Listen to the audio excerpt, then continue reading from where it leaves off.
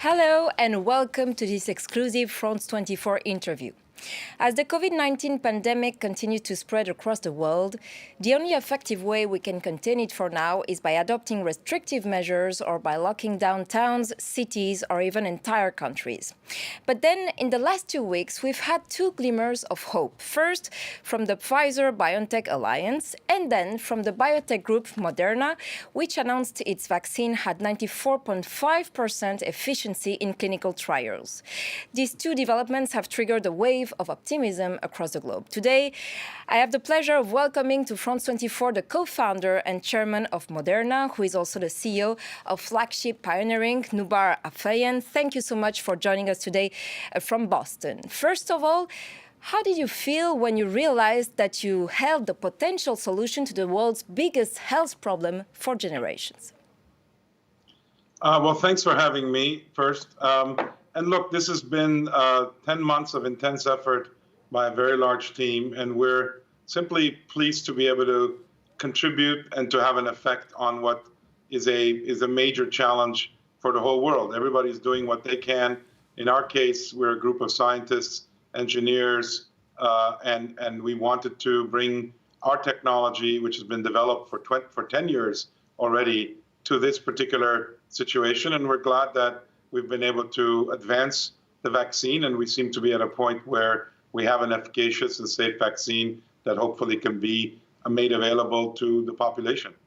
So you announced a 94.5% efficiency.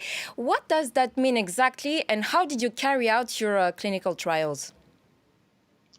Our clinical trials started out in March, so within 2 months of having the sequence of the virus, which was a complete mystery last January, but on January 11th, we obtained the sequence. And from there, within 2 short months, we were able to design the product, make the product, test the product, and then have it ready to go into humans. And the first phase of testing involved testing for the safety of the product at different doses, so different levels of vaccine. From there, we started a second phase and then eventually a third phase. And the third phase is the first time where we've been able to see whether the vaccine can actually prevent disease and prevent severe disease. And what we reported is that in a trial that involved 30,000 volunteers, subjects, split evenly between placebo, which is they did not get the vaccine, or the vaccine, what we found is that on the first interim analysis, where we had 95 COVID cases, that 90 of them were from the placebo group, and 5 only were from the vaccine group. That calculates to a 94.5% efficacy. And more importantly, we saw that out of 11 serious cases of COVID-19, all 11 were in the placebo case. So far, we have seen none in the vaccine case. Now, this will continue, and we will gather more data in the next few weeks, such that by the time we submit our filing for authorization, we expect to have over 150 cases. But we expect the numbers to continue to show similar results. And when we have the package and all the safety data, we expect we can move forward. Your vaccine uses a new approach called messenger RNA. Can you explain to us in a simple manner how that works? And why do you think this is the right approach? Well, everybody who can remember their first exposure to biology, you'll know that the basic flow of information in biology, in our cells, is that DNA stores the information. Proteins are the things that do much of what cells are about. They carry out the functions. And in between DNA and proteins is a molecule called messenger RNA, which essentially is a copy of each of the parts that need to be made in a cell for any given situation, that the messenger RNA carries the information from the DNA to make a protein. It turns out that there are no drugs that use, or vaccines that use messenger RNA, because that's a type of molecule that's been difficult to work with and causes inside of humans an immune reaction. The immune system does not like seeing that molecule. And if you said, why is that? Well, ironically, RNA is what many viruses use to store their information. In fact, the coronavirus, the COVID-19 virus, actually uses RNA to do its damage. And so when a cell sees this RNA, traditionally, it will try to stop it with the immune system. What we figured out how to do, starting some 10 years ago, is how to actually protect the RNA, modify the RNA, and make it compatible to become a drug and a vaccine. And so what basically our technology is enabling messenger RNA molecules. These are messages for different proteins. In this case, it's a protein that will cause the immune system to be ready to detect and then fight the particular coronavirus. So we give that instruction. We put the mRNA in a particle specially designed that can effectively protect the RNA until it gets into the cell. All of that technology was developed over the last 10 years. We spent some $2.5 billion. And we are at a point today that already 10 different human vaccines have been tested at Moderna over the last 5 years. Another 10 programs are being worked on in cancer, in cardiovascular disease, and rare diseases. And all of that this year put us in a great position to apply this technology. You asked, why is this the best approach? I can't say it's the best approach. I think it is the fastest approach, and it has advantages over other approaches, but we welcome any and all vaccines that can protect humans, because we're going to need billions of doses. And so we hope many people succeed in this journey. So you've got great results today, but how can you be so sure that this vaccine will be effective in the medium to the longer term? Well, when you're dealing with a virus that we have not seen before, what you can do is you can learn from other similar viruses, and this particular SARS virus has prior cousins, if you will, that have entered humans. So we have some ideas from there, but you really don't know. So that what you need to do is to carry out clinical research, track patients, track the people you've vaccinated, and see if you can create the evidence that the protection will last, hopefully 6 months, 1 year, maybe 3 years, maybe 5 years. We just don't know. But of course, the only thing worse than not knowing how long it will last is not being able to protect ourselves. And so in this case, we're going to take the vaccine forward, we're going to protect people, and we're going to watch. If the protection begins to wane and we see more cases in the vaccine arm, well, then we can boost the vaccine and give it again. In the case of mRNA technology, and this is a little different with other ones, we can additionally administer vaccine, and we should be able to boost people. So all this will be figured out over the coming months and years.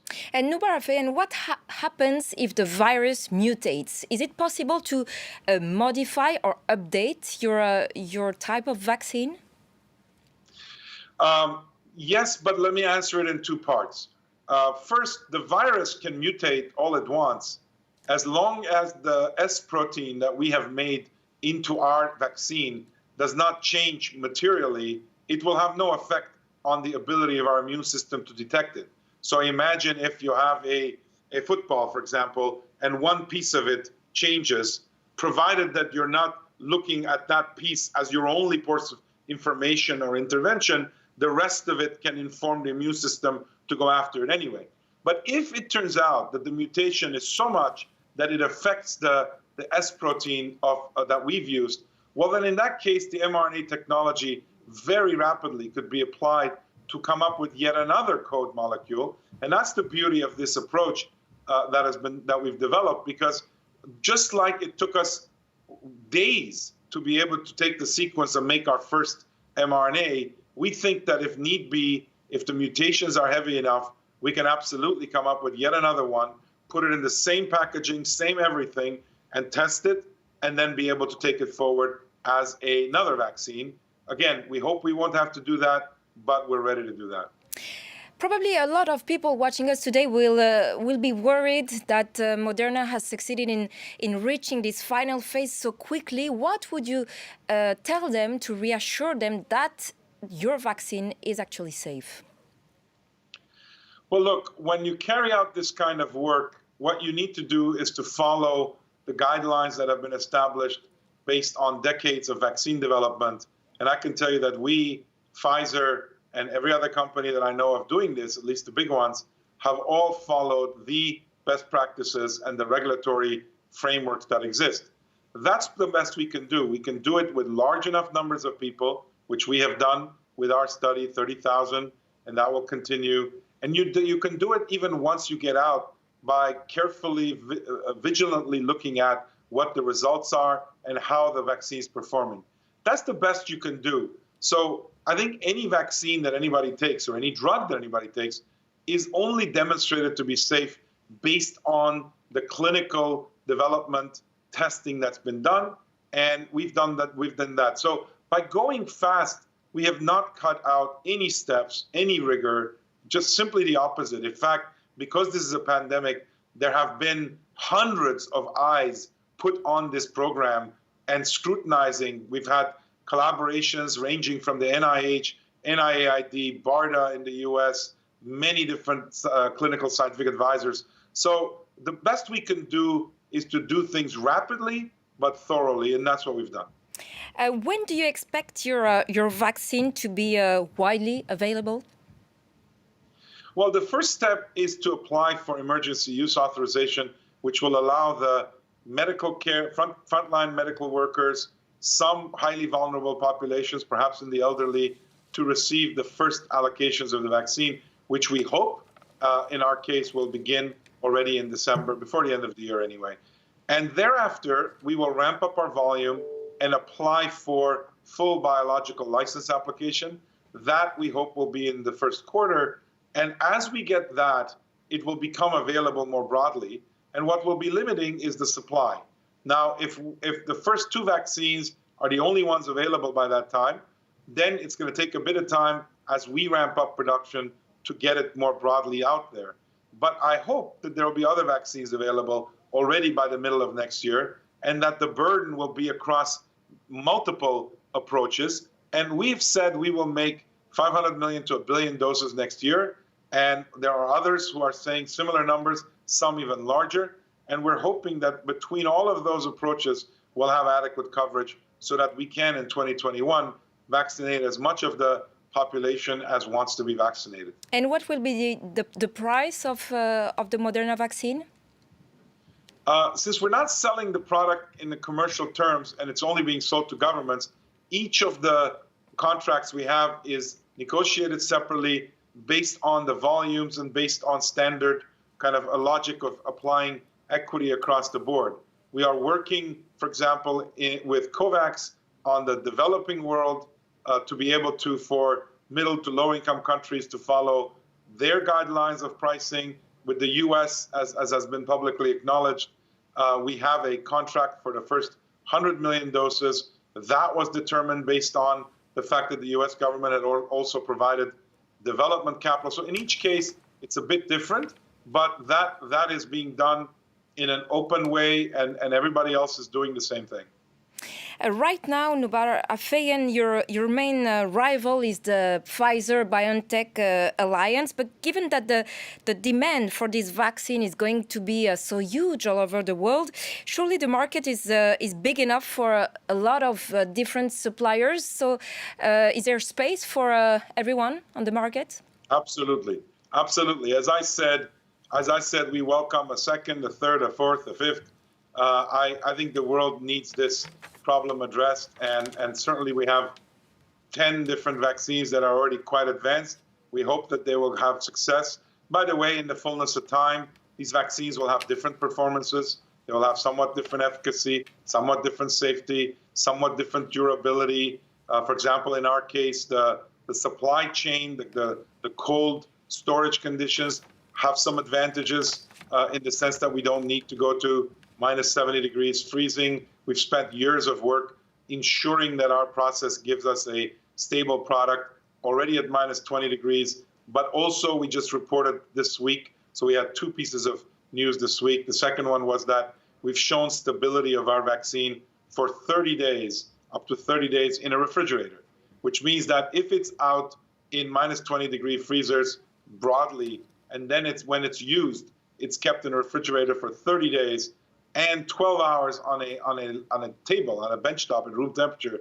These are all things that might seem trivial, but they dramatically affect where you can take it and how broadly it's available. So each of the vaccine developers are trying their best to make their product maximally effective and useful.